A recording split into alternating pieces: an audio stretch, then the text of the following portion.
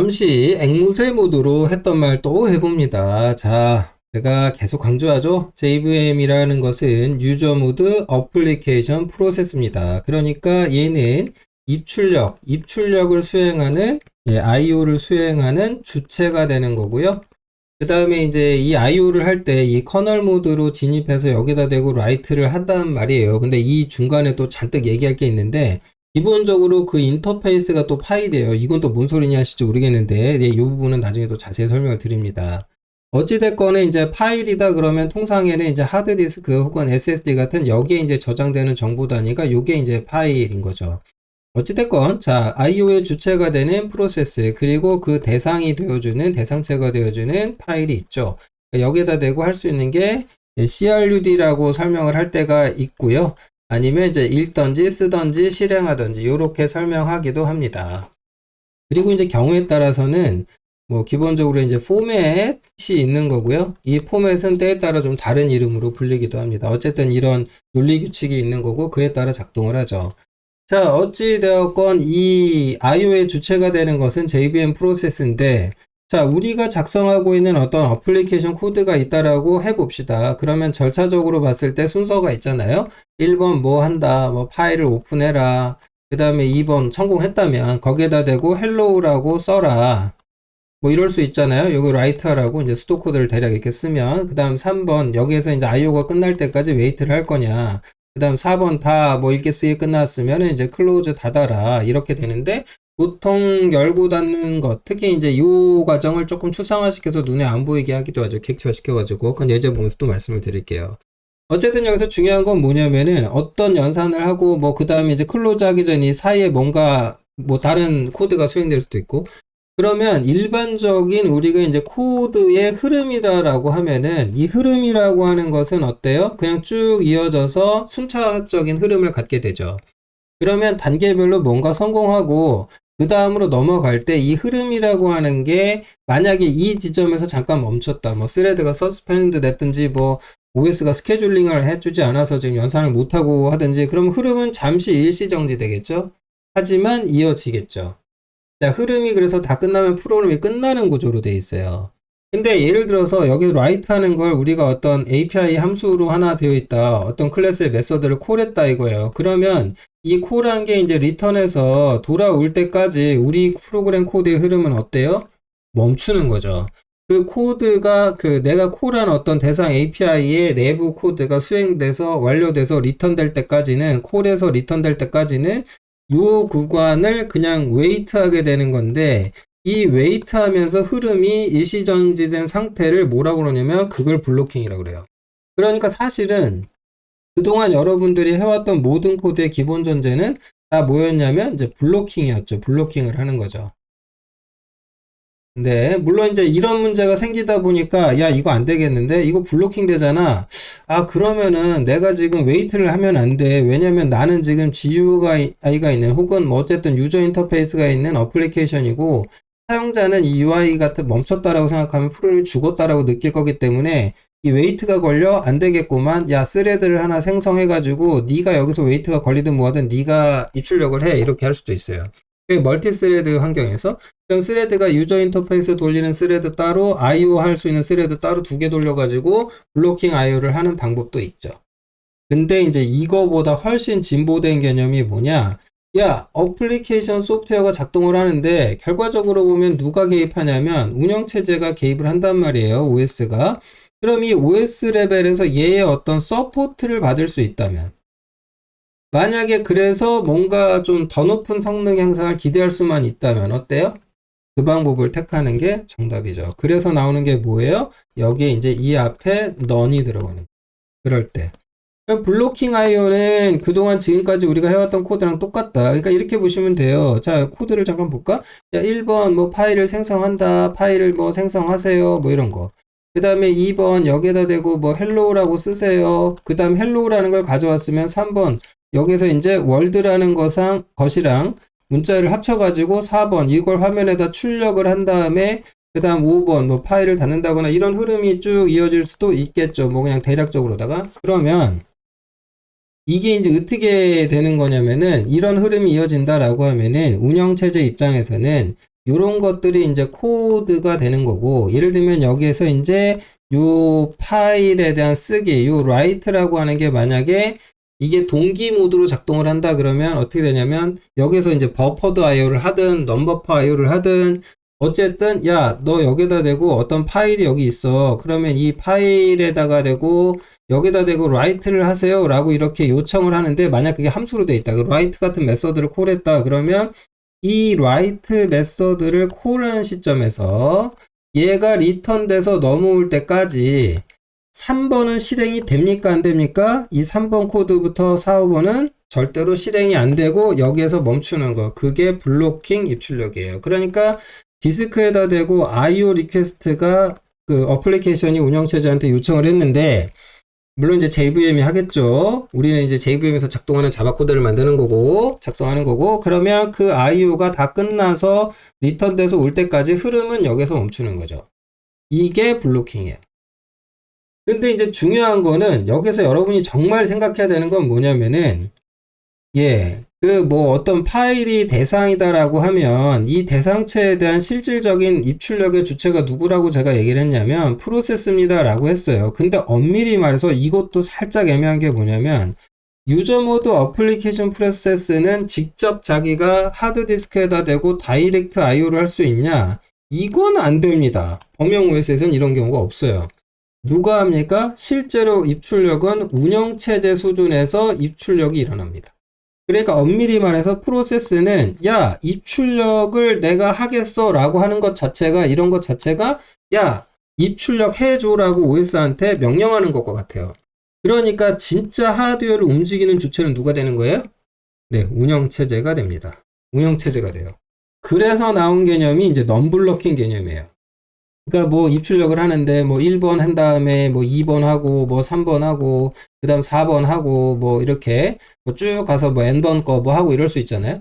그런데 여기서 이제 중요한 건 뭐냐면 이런 경우를 생각해 봅시다. 5까지만 쓰자. 그러면은 여기에서 이거 뭘 생각하셔야 되냐면, 얘네 둘은 절차적 흐름의 의존성이 있어요. 그러니까 3번은 2번을 했다는 가정하에 3번을 하는 거예요. 2번은 1번을 했다는 가정하에 하는 겁니다. 이런 코드가 수행이 된다고 쳐봐요. 그럼 이렇게 의존적이다라고 얘기할 수 있겠죠. 그러니까 흐름이 이거는 무조건 이어지고 순서를 반드시 지켜야 돼요. 그런데 그 다음 이어지는 5는요. 예를 들어서 이 1, 2, 3에 대한 의존성이 전혀 없는 얘는 그냥 별개의 코드라고 합시다. 이후로부터 이어지는 흐름은. 그럼 여기서 중요한 건 이겁니다. 흐름이다라고 하는 게 이어질 때 이렇게 되는 거죠. 그러니까 이게 이제 우리가 프로그램을 짰는데 이렇게 되는 거예요.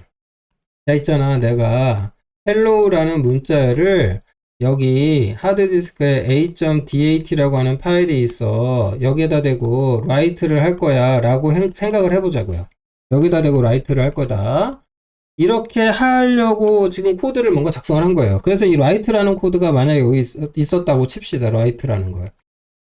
그런데 예를 들어서 이 5번 이어지는 5번은요. 이 4번에 대한, 즉 write 요청에 대해서 의존성이 전혀 없어요. 그냥 별개야. 내가 코딩은 이 순서로 해놨지만 따로 놀아.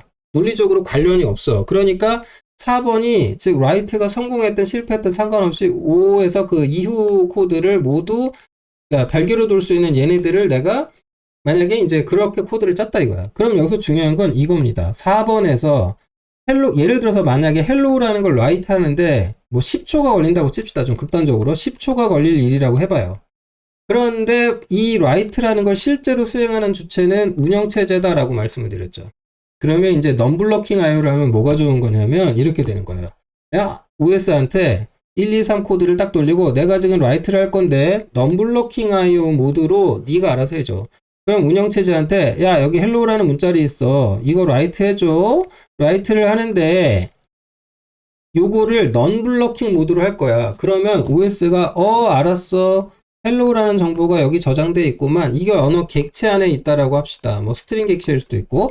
그러면은 이제 그걸 가지고 있다가 OS한테 떠 넘겨줘요. 그 다음에 넘겨주면서 실제로 이제 10초가 걸릴 일이다라고 가정을 하면 10초 동안 여기서 웨이트가 걸리는 게 아니고 함수가 그냥 무조건 여기서 이게 중요합니다. 이런 게 이제 비동기 모드로 돌리면은 즉시 리턴하게 됩니다.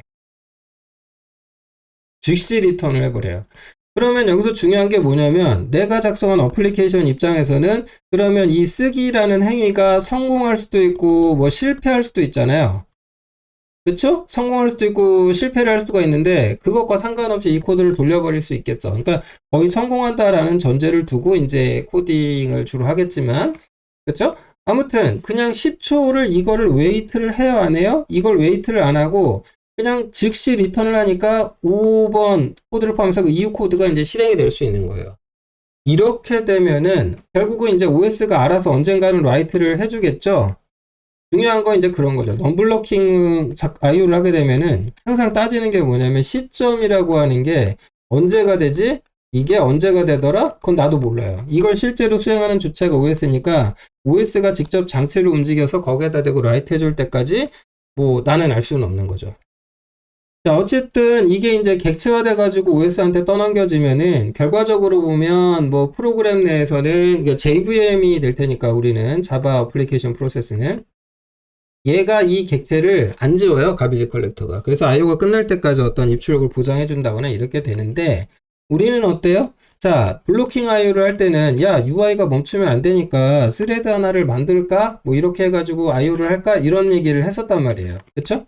여기에다 대고 이제 블록 걸리면 안 되니까 야, 우리 스레드 하나 만들어가지고 이 UI의 흐름 따로 이거 따로 분리하자. 이건 T1 이고 요건 T2 이렇게 해가지고 그리고 이 스레드 객체는 이게 IO가 블록 모드로 끝나면 알아서 섬멸하겠죠. 뭐 내가 신경 안 써도 되는 거죠. 그러면 스레드가 몇 개? 2개. 그러면 스레드가 2개니까 늘어난 2개만큼 경우에 따라 스위칭을 해야 되잖아요. 스레드에서 스위칭은 비용입니다. 컨텍스트 스위칭 자체가 비용 오버헤드가 생기죠. 근데 비동기 IO를 하면 어때요? 네, 스레드 몇 개? 그냥 스레드가 몇 개? 네, 1개. 스레드 1개로 모든 게 끝나요. 나머지는 OS가 알아서 하겠지. 뭐. 얘한테 떠넘기는 거예요. 그럼 어플리케이션 성능이 좋아져요? 나빠져요? 그러니까 블로킹 말고 non-블로킹에서. 이거 취소. 그림이 블로킹이네요. 이거 취소. 취소. 이거를 이제 non-블로킹으로 가면은 이제 OS 레벨에서 하니까 여기에서 우리가 만든 어플리케이션은 스레드가 몇 개? 네, 1개. 스레드 1개 가지고 여러 입출력을 동시에 처리할 수 있는 거예요. 그러니까 예를 들면은 내가 IO를 해야 될 거리가 타겟 파일이 하나가 아니고 만약에 5개라고 생각해 봅시다. 5개.